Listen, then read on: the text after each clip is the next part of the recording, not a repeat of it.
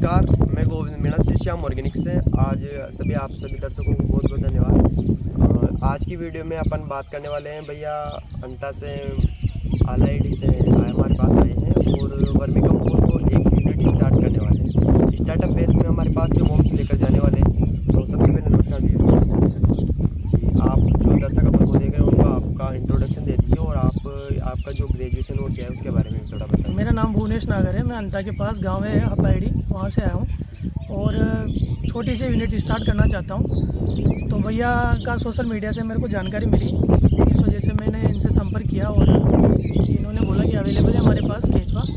तो यहाँ पे भैया से मुलाकात की और इन्होंने मुझे जो केचुआ दिखाया है बहुत अच्छी क्वांटिटी है और बहुत अच्छी हेल्दी केचुआ है। यहाँ पे जो इनका जो मतलब प्रोडक्शन रेट है वो भी काफ़ी अच्छी देखने को मिली है, बाकी बेड में मैंने देखा है।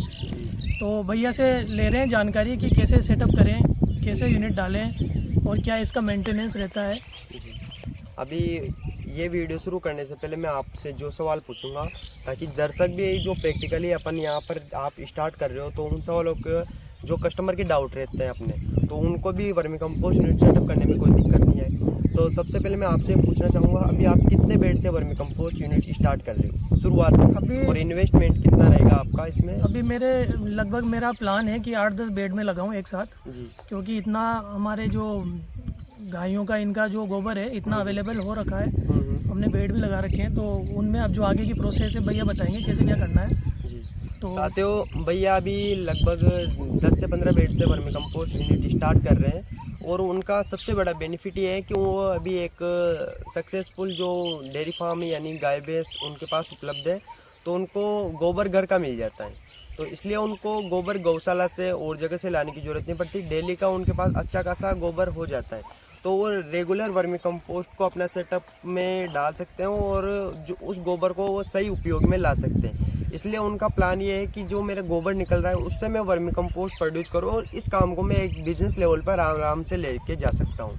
तो इसको आपका बिजनेस लेवल पे लेके जाने का प्लान है या फिर अभी जो आप अपने टाउन में यानी आसपास खुद की खेती के लिए करना चाहते हो? अभी तो मेरा जो अपने गोबर हो रहा है उसका अपने खेत में ही इस्तेमाल करने के लिए ये प्लान कर रहे हैं अपन जी, क्योंकि जो नॉर्मल अपन गोबर डालते हैं उससे बहुत ज़्यादा कचरा होता है जी, बिल्कुल, और जो उसमें क्वालिटी होती है वो भी अपन के खेत में नहीं मिल पाती। बिल्कुल। इसलिए जो भी अपन बना रहे हैं अभी, तो जो भी सेटअप कर रहे हैं वो अपने खेत के लिए कर रहे हैं। यदि बाद में इसमें बढ़िया ग्रोथ मिली और अपन सोशल हो पाए तो अपन आगे भी इसको बढ़ा सकते हैं।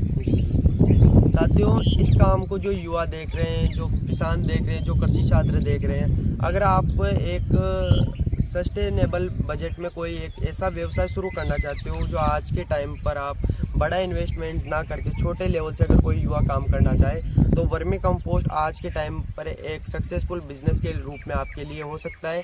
इसके साथ युवा आजकल बिजनेस में आगे बढ़ रहे हैं और वर्मी कंपोस्ट में बेसिकली कर रहे हैं इसके ऊपर काम। जो युवा डेयरी फार्म का भी करते हैं काम, तो उसमें भी आप डेयरी फार्म और वर्मी कंपोस्ट का व्यवसाय कर सकते हो। इसके बाद मैं आपसे पूछना चाहूँगा, जैसे अगर जैविक खेती अभी आप करते हो या नहीं करते, ताकि वर्मी कंपोस्ट के साथ जैविक खेती का भी रहता है? अभी जैविक तो नहीं है, बस वो जो अपना गोबर निकलता है उसको खेतों में डालते हैं, लेकिन साथ में यूरिया डीएपी भी डालते हैं, तो उसको जैविक नहीं बोल सकते अपन। जी जी, तो वो तो आगे फ्यूचर में है आपका अब प्लान? यदि ये बढ़िया चलता है, अपना यूनिट बढ़िया चल जाती है जी। तो फिर डेफिनेटली अपन 5-10 बीघा ज़मीन से स्टार्ट करके इसको जैविक करेंगे जी जी, और अपने लिए फिर जैसे जैसे अपन का वर्मी कंपोस्ट बनता है वैसे वैसे पूरी ज़मीन में इसको करने का मेरा प्लान है। जी। तो अब जैसे आज आप यूनिट स्टार्ट कर रहे हो तो आपके मन में अनेकों डाउट होंगे कि किस प्रकार से क्या होता होगा, तो हमको वो एक एक चीज़ प्रैक्टिकली पता है। जैसे कोई युवा है उनके भी अंदर डाउट रहते, तो आपके पास जो भी सवाल हो इससे रिलेटेड जो हम आपको बता सके वो भी आप हमसे पूछ सकते हो ताकि उसके बारे में मैं बता सकूं। इसमें जैसे मेरे को ये जानना है कि हमने जो गोबर इकट्ठा किया ना वो ढेर लगा रखा है, जी कम से कम 2-3 महीने 4 महीने पुराना गोबर है, जी। तो अपन उसको पूरे उसका बेड बना सकते हैं या फिर ताज़ा गोबर की इसमें ज़रूरत है? देखिए अगर अपन ताज़ा हो सके तो लगभग 1 महीने का अंदर का अपन को लेना चाहिए, क्योंकि जो उसके अंदर केचुआ है उसको अच्छा भोजन मिलेगा। अगर अपन को लेट यानी पुराना भोजन दिया जाए तो अपन भी उसको रिजेक्ट करते हैं, यानी वो अच्छा नहीं रहता अपने लिए। उसी प्रकार से केचुए के लिए जो पुरानी खाद रहती है यानी पुरानी गोबर की खाद रहती है, वो एक तरीके से उसके लिए पुराना खाना है, और नया खाना है तो उसको वो अच्छे से प्रिपेयरली खाना पसंद करता है और उसको वर्मी कंपोस्ट में तैयार करता है। मतलब 1 महीने हाँ, से एक कम महीने पुराना। से 1.5 महीने के अंदर का आप ले सकते हो, अच्छा। कोई दिक्कत नहीं है। उसमें बढ़िया हाँ, ग्रोथ लेकिन मिलती ज़्यादा पुराना नहीं लेना चाहिए। है। ठीक। जी और जैसे इसमें अपन इसका कुछ इसमें टॉनिक वगैरह डालना रहता है कि जिससे ये बढ़िया प्रोडक्शन करे, इनकी जो जी भी। बिल्कुल, इसके बारे में साथियों, जैसे आप वर्मी कंपोस्ट का एक यूनिट लगा रहे हो और आपको अभी केचो ग्रोथ करवाना है, तो उसके लिए आप एक बेस्ट टॉनिक है, देसी टॉनिक आप घर पर तैयार कर सकते हो। गुड़ और बेसन और छाछ का आपको एक मिक्सचर तैयार करना है। 1 लीटर गुड़, 1 बेड का बता रहा हूँ मैं आपको, 1 लीटर मतलब 1 किलो गुड़, 1 किलो बेसन और 1 लीटर छाछ आपको लेनी है। उसको आपको एक ड्रम में मिक्स करके या किसी में बाल्टी वगैरह में उसको मिक्स कर आप एक वर्मी कंपोस्ट के बेड में डालिए, गोबर के बेड में डालिए। आपको 7 से 8 दिन में उसका रिजल्ट देखने को मिल जाएगा। ये प्रैक्टिकली हमने हमारे फार्म पर कर रखा है, और इससे जो केचुए की संख्या है और केचुए की साइज है, इसमें बहुत ग्रोथ अपन को देखने को मिलती है। इससे भी बहुत अपना बेनिफिट हो सकता है, जो खाद है उसकी क्वालिटी भी और अपना जो केचुआ है उसके प्रोडक्शन में भी अपन को वृद्धि देखने को मिल सकती है। और इसमें जैसे पानी वगैरह की निकासी जरूरी है या फिर?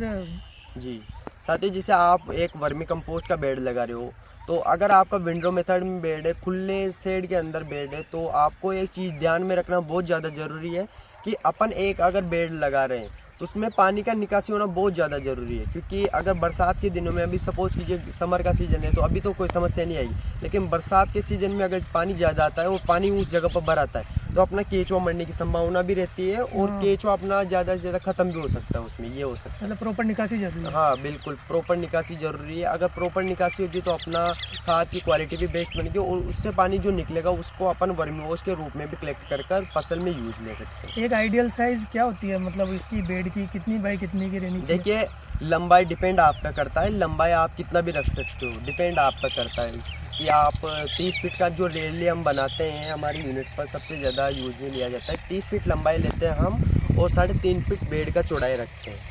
और लंबाई तो जैसे अगर आप बना रहे हो 10 बाई 3 का भी बना सकते हो, आप 20 बाई 3 का भी बना सकते हो, और 30 बाई आपके ऊपर 50 बाई 3 का भी आप बेड बना सकते हो। अगर जैसे लंबाई अभी है आपके 3 पास, फीट चौड़ा और 30 फीट लंबा है तो उसमें कितने केचुए की आवश्यकता होगी? मतलब पर फीट के अंदर 2 kg केचुआ आपका लगेगा। 1 फीट में हाँ। 3 फीट चौड़े में? जी बिल्कुल, 3 फीट चौड़ा, मतलब और 60 किलो केचुआ हो गए। जी बिल्कुल। जैसे आपका 30 फीट का बेड है, और अगर आप कम करना चाहो कम क्वांटिटी के हिसाब से, तो आप 1 किलो केचुआ पर फीट के अंदर भी डाल सकते हो। और इसकी ग्रोथ जैसे कितने दिनों में ये देखिए, आगे बढ़ इसका जाता सर्किल ये रहता है कि जो अपना वर्मी कंपोस्ट का बेड है, अपन ने गोबर डाला, और गोबर डालने के 5 से 7 दिन के बीच में अपन ने उसमें केचुआ डाल दिया, तो ये अपना लगभग 40 से 45 दिन के अंदर इसकी वर्मी कंपोस्ट की फर्स्ट लेयर तैयार कर देता है। और जिसमें केचुए की साइज है वो भी अपन को, क्योंकि उसको प्रॉपरली अगर भोजन मिलेगा तो भी अपन को अच्छे खासा खाद भी अपनी बनकर तैयार होगी। दूसरा, अपना केचुआ भी रिप्रोडक्शन की सहायता से अधिक मात्रा पे अपन को ज़्यादा हो जाता है, बिल्कुल मतलब। ज़्यादा हो जाता है। अपन एक बेड लगाया, अगली बार उसको अपन डबल बेड कर सकते हैं। एक बेड से 2 हो जाए। हाँ बिल्कुल, जैसे आप इस बार 10 बेड से शुरू कर रहे हो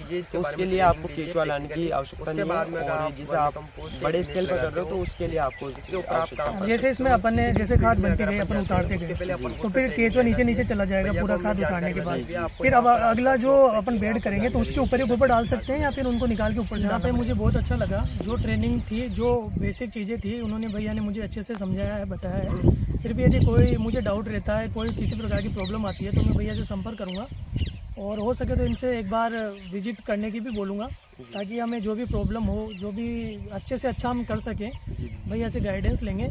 और जो भी दोस्त इस यूनिट को सेटअप करना चाहते हैं, भैया से संपर्क करें। इन्होंने जो मुझे ट्रेनिंग दी है और जो इन्होंने क्वांटिटी केचुए की मुझे दी है वो बहुत सेटिस्फाइंग है।